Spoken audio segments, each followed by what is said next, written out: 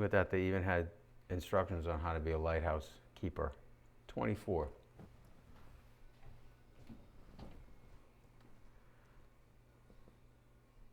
We are here at the Hereford Inlet in North Wildwood. Of course, the historic lighthouse over my right and I guess left shoulder. Operational in 1874, and it allowed for, or actually prevented, vessels to crash into the seashore here, as most lighthouses actually do. The lighthouse was decommissioned in 1964 when they shut the lighthouse down and they erected the large structure here that also acted as a beacon for vessels that were out to sea. In 1986, they did some renovations to the lighthouse. They brought the light portion of it back into the lighthouse, and then they opened up some of the gift shop area as well, so it becomes a tourist attraction for people to come in to the lighthouse. And it is actually operational to this day. Have you been to the top? I have not been to the top. Like, are people allowed to go up? I believe they, I'm not sure. Oh, we can go inside. It's open. You want to go inside?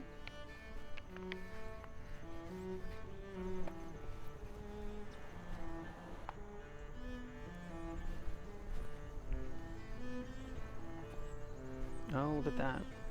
Afternoon.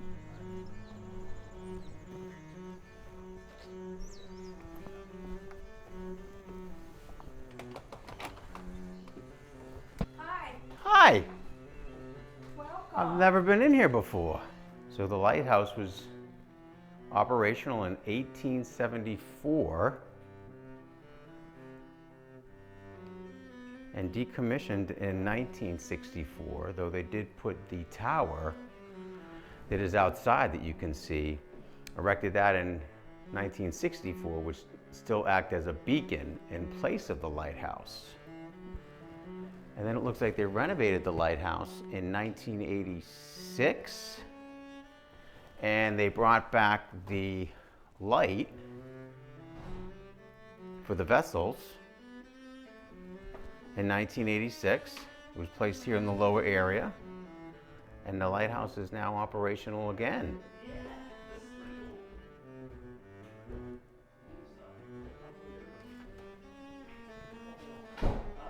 So, the keeper of the lighthouse would have lived in this, right?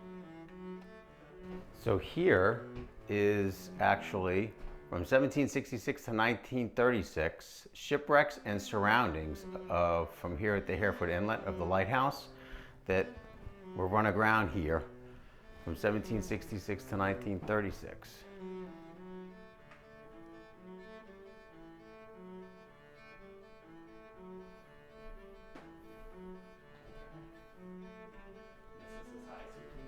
Yes. Actually, no, one more.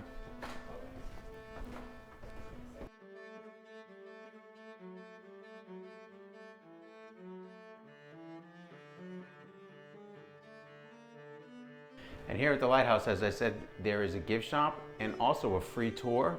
So we are at the very top of the lighthouse, well, the highest that we can go. The outside, top of the lighthouse at the outside is actually considered Coast Guard.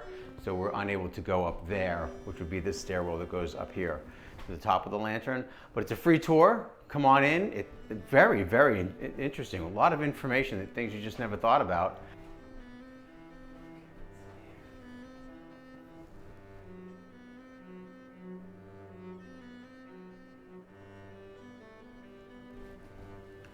So on a day like today, you can see up to 13 nautical miles.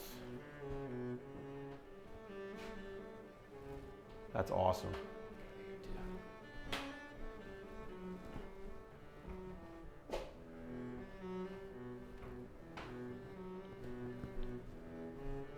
Wall of Heroes are our wall of lighthouse keepers from 1874 to 1961. Pretty remarkable.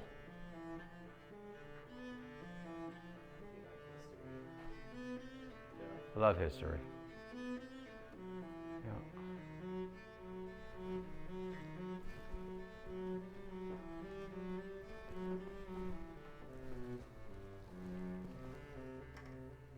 Margaret Mace room, one of the two bedrooms.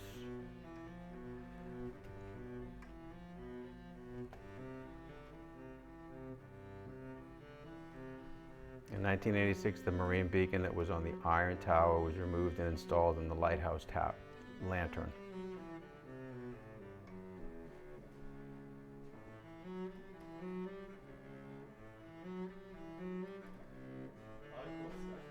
Yeah.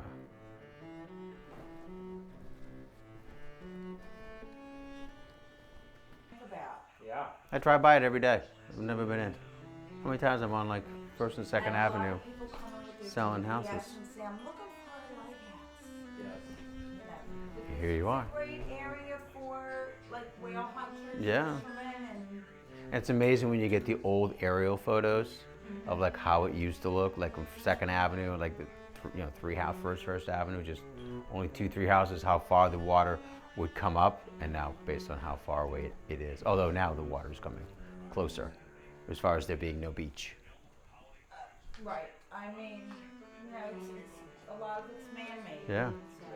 So. Well, thank you very much. Appreciate it. Thanks. This is the seawall she's talking about. So when we go all the way down to Rambler in the crest, that's where it starts. It's bike path. You can skateboard, rollerblade, bike path, all that stuff, and then that drops you up. That pulls you up by the convention center where the boardwalk kind of starts. I mean, it's still concrete, and then you get on to like Montgomery Avenue where the boardwalk begins. And then it drops you off down at 15th Street, comes down and ties into the seawall here, which takes you all the way up into Anglesey. Well, how often someone says to me, well, you live at the beach, how come you never get to the beach? Well, because I work. The day in the life of,